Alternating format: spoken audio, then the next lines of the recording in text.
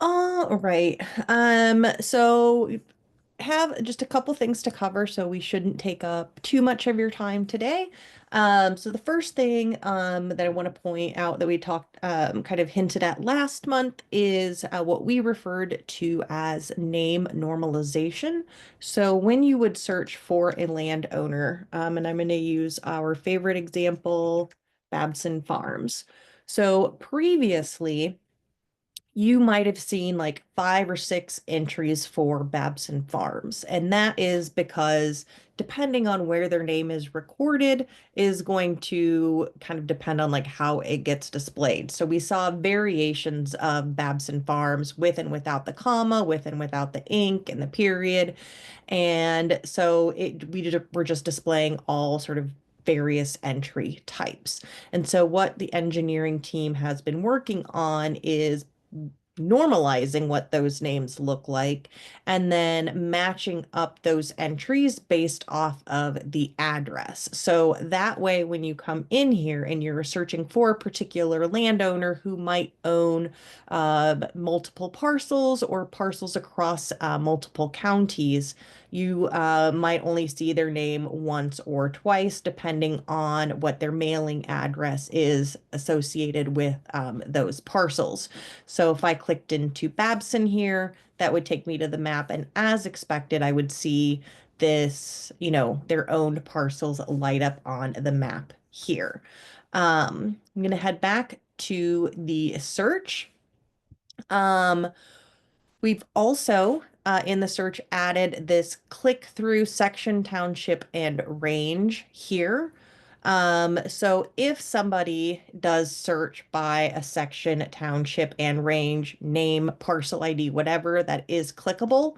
So if you knew, let's say, the section, township, range of a parcel location, but perhaps unsure of like what the name of the ownership name is, you could search for that section, township, range. So I'm just going to click on one that I have previously searched for down here. And just a tip, when you are searching for section, township, range, just put in like section in the beginning. You don't have to include the T and the R for township and range. And then you could enter in just the county name. You could just enter in the state name, and it'll still bring back those same results. As of right now, if you type in like DeKalb County, it's not going to love the results.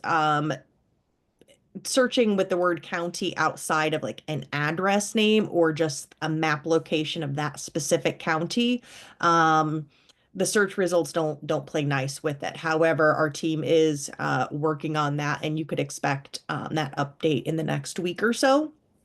So if you do, just by default type in DeKalb County or your county location, you can expect that to bring back results. Whereas right now, I think it'll show like no results found. So if we just did that, again, it brings back those results that we expect to see. Um, and I can click through to that section, township, range. It's lit up there, highlighted in that yellow, and I can enable my parcel layer, and I could click through and add any of the parcels that I needed to add to my collection. While we are on the map, I'm actually just going to go back here and back to the map. Now, by default, when you click on the section, township, range layer, it automatically toggles on the county, township, range, and section layers. So you don't have to click on those to enable those anymore. So it saves you, you know, 3 clicks. You can still obviously just search by your default county, or any county outside of your default counties, as well as select a township or range if you want to get that specific, or just zoom in on the map, and all of those, you'll see those layers all enabled right there. Okay. Let's see here. All right. So we're going to go ahead and just click on a polygon here, a parcel to add. We've added that parcel. So down here at the bottom left, if we enable our move polygon, so this is for our appraisers mainly, but we've added some additional commands. So as you know, you can go right, left, up or down and move that parcel. You can also, click up and to the right and do diagonal. But what we've recently added is if you click on the like period key, that will turn your parcel to rotate it to the right or clockwise. The comma key. So these are also sort of like your right and left kind of like arrow keys, your less than greater than keys. That will move that counterclockwise. Adding in shift, we'll move that 10 meters or 10 degrees, sorry. Whether 10 degrees to the right or, sorry, clockwise or counterclockwise, and command on a Mac, or I believe it's Alt on a PC, plus the period or comma key will move it a tenth of a degree.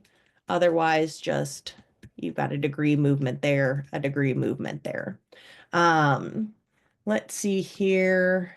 Also, the last thing that we added, and I believe it was highlighted in a feature of the week a couple weeks ago, is we have added additional, exit out of the drawing mode, additional reports to the right click. So just now by default, if we add in stock reports, if it makes sense for that report to have a radius-based search. We've added that into the right click here. So anytime you right click on the map and generate a report from there, it'll automatically give you that sort of 10-mile radius. So if we did the land sales bulletin report, or even, whoops, going on there, or even it's wanting me to log back in the I don't know why. We'll just log into mine. Or even the recently created auctions report. It would show you auctions or sales within that 10-mile radius. um and obviously, click expanding that filter there. You can do expand that distance there. If you have a features of interest layer, so on my basic account, I don't have that, but if your organization has custom features of interest layers, so let me log out of here real quick. Give me 1 second to hop back into my demo. There we go. Okay. So back here, if we apply our features of interest layer, so these are sort of custom layers for organizations, and we can add these in. We just need those shape files. And this is a lot of like our financial institution customers who have like specific lending regions. Again, if you right click, it is going to throw out the radius. But if you simply click on the region and then generate a report, it's going to pull in the, it's going to generate the report based off of the boundaries of this region. And again, we've expanded those reports that are available there as well.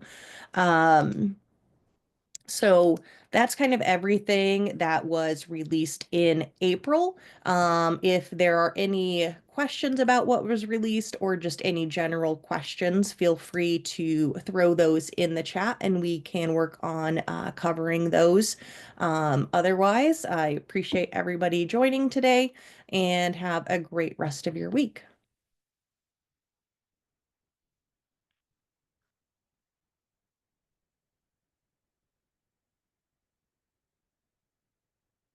Right. It doesn't look like we had any questions, so thank you, everybody. I appreciate it.